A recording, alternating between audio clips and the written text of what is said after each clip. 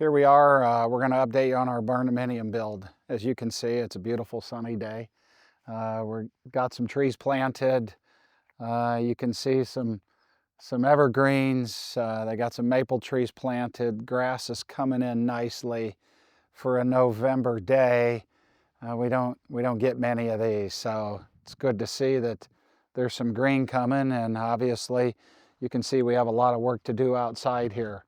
We got garage doors put up this week. Glad to have that. We got snow coming in for next week, but look really good. You notice we were able to get glass at the top of our 14-foot door. They don't do that a lot, but we were able to get that in for the customer, something they really wanted for their motorhome. We're getting our porch finished up. We had some delay in materials. We'll get that finished up. It came in this week. Come on in and see how we've gotten.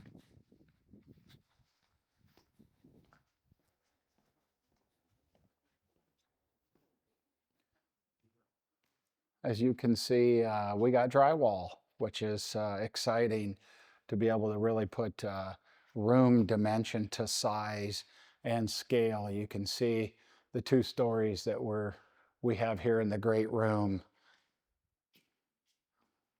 All the windows, you can really see the height of them, and now the outlets where they're going to put all their Christmas decorations, fireplace, gas line, things like that we have yet to do.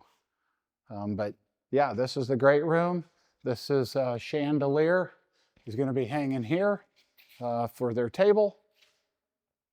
This is the kitchen area that cabinets are coming in another couple weeks.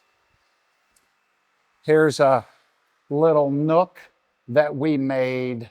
Customer wanted to have a little bench in here, so under the steps, we just took advantage of that space, and we'll do a little furniture build out in there, little book reading nook, place to put a light switch so that she can sit there and watch the fire and read a cozy book.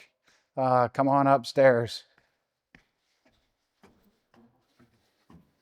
Again, these are temporary treads that we put down.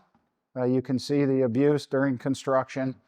So we just cut some 2x12s up, and then we're going to finish that with stained wood treads. But in preparation, we cut the risers at the height necessary when we get the bullnose treads on, which are thinner than the 2x12s we put up for temporary treads. So when you're making steps, you have to accommodate or consider, what are you finishing it off with, making those risers that height. Again, we got drywall up. We put our rails back in place. Security wise, you don't want drywaller up here taping and he's looking up and doesn't realize there's a long step down. So it pays to be safe. Think about someone else if you're not doing the task. It didn't take us much. It was a material we had here. You can see we're using some treated lumber, some white wood, just some random things that will stop you from falling off. Okay, here we are in the little living room for the upstairs. Couch is going to go here. Just nice little space for the kids to be up here. And then we walk into, which is the office space. He wanted an office upstairs, and you can see the window that we cut in. His desk is going to sit right here, and he's got a nice view not only of the house, but he wanted to be able to see out. Got a nice timber view. He wanted to be able to look around while he was sitting at his desk. Okay, we'll head on into one of the bedrooms. Again, they're not huge. We don't feel like huge bedrooms are You spend a lot of time and effort in bedrooms today. Small closet. Here is a pocket door. We do pocket door to save on space. It doesn't swing out into the bedroom. And double sink, toilet, tub. It's a small bathroom, but it works. This is a combination tub shower. But you notice we put green board on all of the bathroom areas where it's going to get wet. A little more moisture resistant, the green. Paper on drywall. And then here's a little bit bigger bedroom, and you can see much larger closet for the master kids bedroom up here. Again, we decided to put another bathroom up here that kind of for the friends to come up here, or a spare bedroom. So they did decide to do a whole another bathroom up here. And then something for the upstairs. This is, as we showed in our original video, this is where there's a washer and dryer up here as well. Felt like they wanted their own washer and dryer up here, and there's a small furnace. You can see the ductwork up in the ceiling. You see the two pipes here. This is for exhaust, and this is for fresh air intake. Every furnace needs fresh air, and the gas needs to get out somewhere if you're using forced air gas furnace. So yeah, this is the upstairs. You can see it's pretty wide open and left for a lot of room to have the kids space up here and enjoy time. And we'll head on downstairs. Nice big pantry. They wanted something to be able to store a lot of stuff. You see the outlets we put here in the pantry. We did that on purpose. We want crock pots, roasters, some things that you could be setting up here and not taking space out in your kitchen area if you're entertaining or having family over. So something to consider.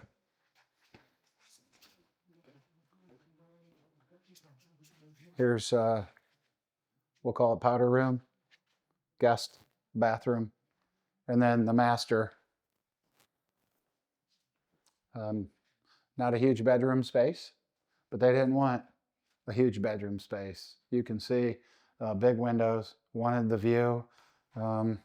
Yeah, you know, this is what happens outside when somebody leaves a piece of equipment turned on, not running. Well, the battery's dead when you need to move it because septic guy's coming and wants to get the septic tank in. So just a note, double check your equipment that it is turned off. Kind of a side note. Here we come into the master closets, his and hers, or hers and hers, whichever. They're not huge, but they're pretty decent size. We did a separate toilet closet area with its own door. Nice big shower. This will be an onyx covering. You can see double heads, got some jets, valves. Yeah, it's a big shower. It's 6 by 8, so it's a big space. You've got some more jets over there. Glass. We'll be putting some glass in here. And then big vanity, double sink as expected, a couple outlets, and then the tub that's covered here, big jacuzzi tub. I showed this in the last video, a little TV that you can watch TV while you're jetting. It's got its own heater in it, so kind of a hot tub inside. Okay.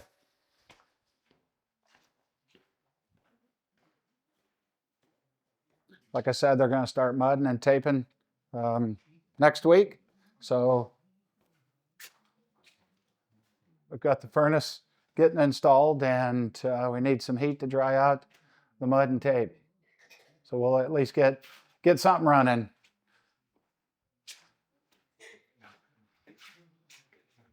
Here we are. You can see they wanted a mud room where you had lots of daylight. They are out here in the country and really wanted the view. Out back here is going to be a big patio area that we won't do until next spring. Let everything settle out. Then we'll come in and put concrete back there.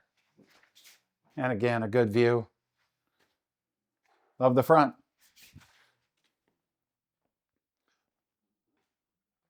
So we got our doors in. You can see we haven't yet put the rails on, and we did that on purpose. We have a ceiling to put in yet, and we hadn't installed that. But what we did do is went ahead and put our trim on. You can see how it trims out nicely. We're going to do white steel in here. So we went ahead and put the trim on. They could fasten the rails. They could put the door in, keep us dry. We can put some heat in here. But once we get the ceiling in, then we'll be able to have them come back, put the rails in so the doors open up. But there is some prep needed to just kind of finish stuff off by putting this piece of trim. You notice above the doors that white flat stock. We also do that on purpose so that where the spring mounts and the door tracks up, there's not ribs of steel up there for the door to hit on. So there is a purpose behind what we're doing and trimming out to really get that nice finished look. Kind of gives you a good idea of the scale and size of this garage. It's 60 wide, 50 long. Get the RV area. The lower ceiling area will go up into the bonus room here in a little bit. But these are 12-foot ceilings here and 16-foot ceilings over here. So now that everything's in, it kind of gives you scale to just how big this garage is. So let's head this way.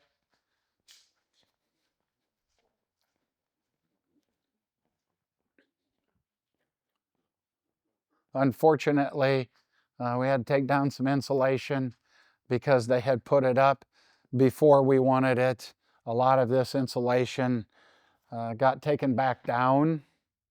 As I showed in our last video, they got anxious and put it in. The electricians and plumbers hadn't done their work, and we didn't catch it the day they were in here doing it. So just remember, don't insulate everything, or you're going to end up removing it if all your mechanicals haven't been put in. And this here is our storm shelter. You can see that we did a steel lintel up here. This is structural metal that we put in here for them to pour an 8-inch concrete cap on. This is block. The block did get slushed, so they're full.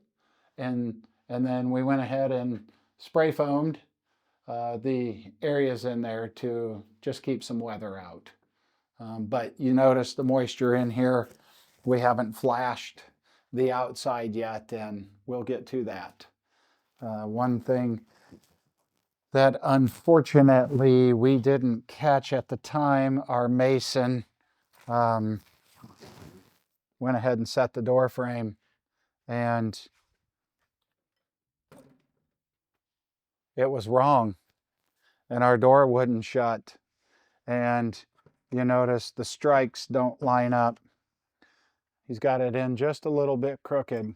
So he's got to come back and remove the door and get it set in so that it goes ahead and locks. So, yeah, just something to consider. Detail. When the mason put the frame in, the door was not on for weight. Once we installed the door, you see all the locks that are on this door.